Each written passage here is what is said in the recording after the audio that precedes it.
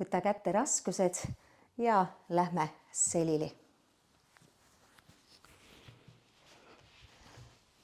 Toeta jalatallad matile ja säti ennast nii selili, et sa tunned, et sul alaselg ei oleks pinges.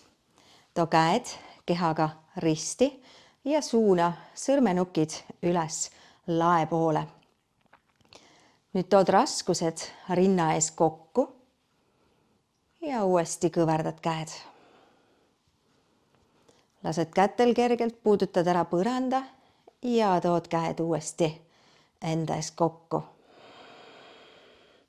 Hingad sisse ja välja hingates tood käed kokku.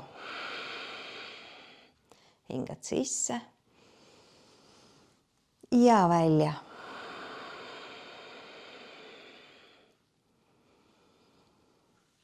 Käsi kokku tuues töötab rinnalihas, biitseps ehk siis õlavarre eesmine osa.